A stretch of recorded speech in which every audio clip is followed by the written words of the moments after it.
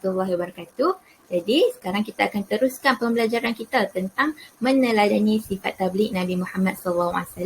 Okay, kalau kita recap balik video kita sebelum ni, sifat tabligh merupakan salah satu sifat wajib bagi Rasul dan bermaksud menyampaikan. Okay, sekarang Tazal kongsikan 4 kisah keunggulan sifat tabligh Nabi Muhammad. Okay, boleh rujuk buku teks muka surat 110 dan 111. Okey, kisah yang pertama iaitu kisah dakwah secara rahsia. Okey, setelah Nabi Muhammad SAW menerima wahyu di Gua Hira, baginda telah menjalankan dakwah secara rahsia kepada ahli keluarga dan rakan baginda yang rapat. Okey, dakwah secara rahsia ni berlangsung selama 3 tahun di kota Mekah. Okey, pada peringkat awal dakwah secara rahsia ni hanya diterima oleh beberapa tokoh dalam Islam, iaitu seperti isteri baginda iaitu Khadijah binti Khuwailid.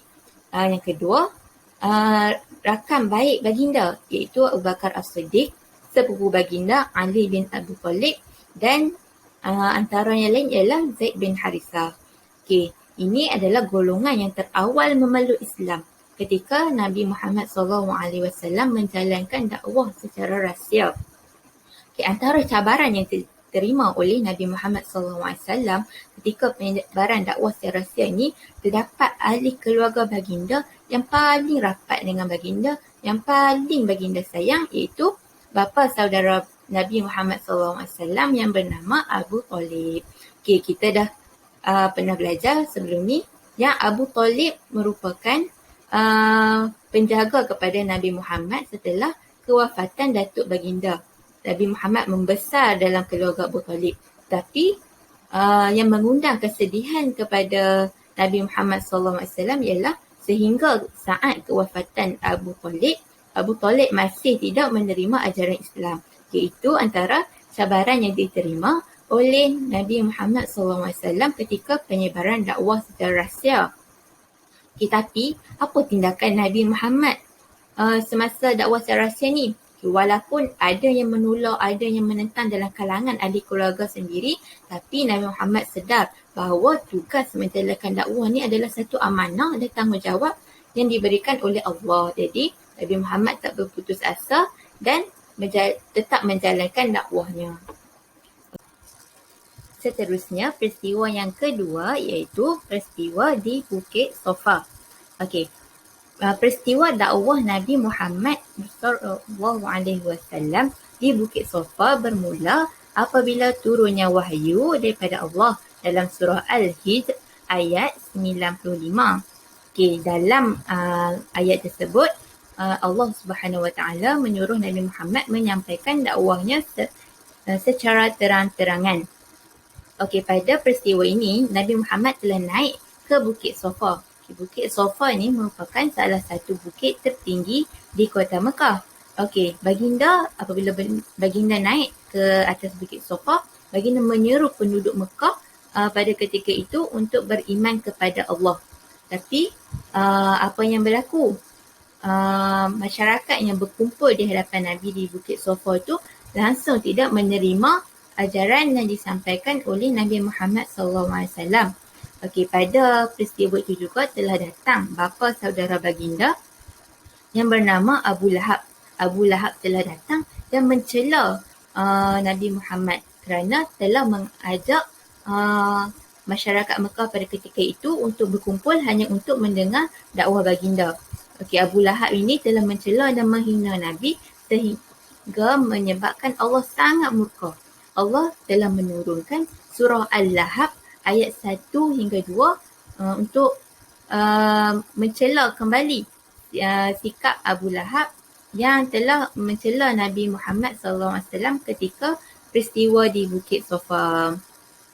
Okey, pada itu antara cabaran yang dihadapi oleh Nabi Muhammad SAW ketika peristiwa di Bukit Safa.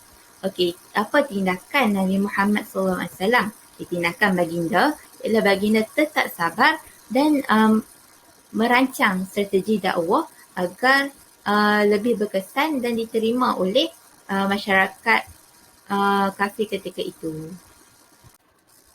Baik, seterusnya peristiwa yang ketiga iaitu peristiwa di Taif. Okay, kalau kita ingat balik peristiwa kedua iaitu Rasulullah merancang strategi dakwah setelah ditolak oleh masyarakat ketika peristiwa di Bukit Safa. Jadi Rasulullah berhasrat untuk mengembangkan dakwah Islamnya di Taif. Okay. Taif ni jauhnya daripada kota Mekah adalah lebih kurang 50 batu. Perjalanan Rasulullah SAW ke Taif telah ditemani oleh Zaid bin Harithah. Okey. Setibanya Nabi Muhammad SAW dan Zaid bin Harithah di kota Taif, baginda telah bertemu dengan pemimpin Taif iaitu 3 bersaudara yang bernama Abu Yalil, Mas'ud dan Habib. Tapi ketiga-tiga mereka ini menentang dan menolak ajaran yang dibawa oleh Rasulullah SAW. Mereka bukan sahaja menolak, malah telah mengumpulkan masyarakat Taif untuk membaling batu dan mencela Nabi Muhammad SAW serta Zaid bin Harithah yang pada ketika itu bersama Rasulullah SAW.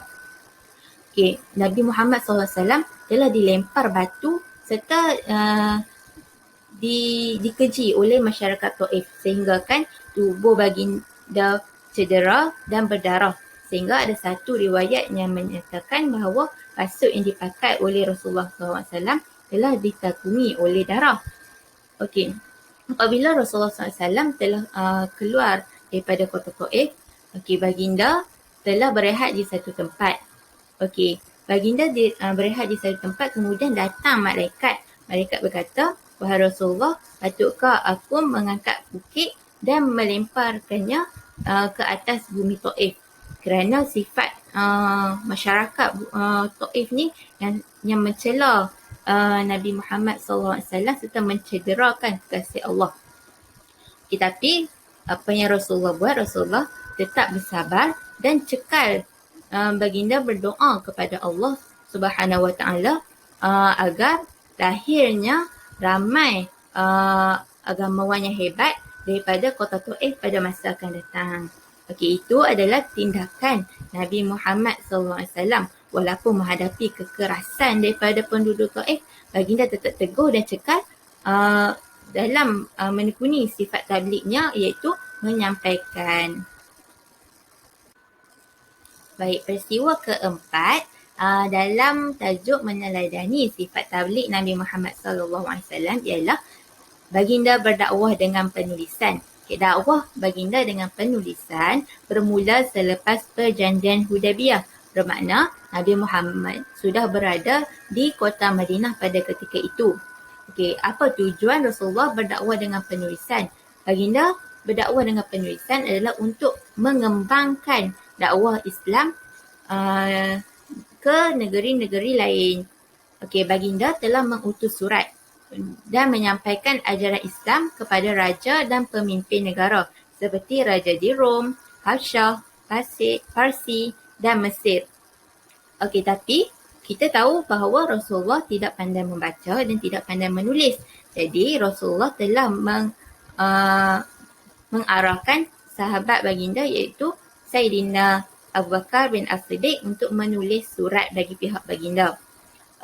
Setelah surat selesai ditulis, baginda telah mengarahkan beberapa orang sahabat untuk membawa surat tersebut ke negara-negara yang saya sebutkan tadi, iaitu seperti di Rom, Habsyah, Parsi dan Mesir.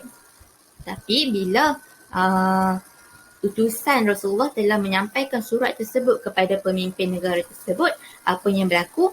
Sebahagian besarnya menolak. Tapi bukan tolak sahaja. Ada juga yang menentang Islam. Ada juga yang mengancam untuk memerangi umat Islam pada ketika itu. Jadi Rasulullah SAW tetap tidak berputus asa dalam menyampaikan dakwahnya, iaitu baginda terus memperkukuhkan ajaran Islam di kota Madinah. Sekian itu sahaja kisah tentang meneladani sifat tabligh Nabi Muhammad SAW. Selepas ini kamu buka link Jamboard yang Ustazah sediakan dan kamu pilih sticky note, pilih warna yang kamu suka, tulis pengajaran yang kamu dapati daripada kisah meneladani sifat tabligh Nabi Muhammad SAW. Tulis satu pengajaran pun boleh. Bila dah tulis pengajaran, dalam kurungan tulis nama. Setelah selesai di Jamboard, kamu klik di link quizzes untuk menjawab kuis tentang meneladani sifat tabligh Nabi Muhammad SAW. Okay, sekian sahaja pada Ustazah. Assalamualaikum warahmatullahi wabarakatuh.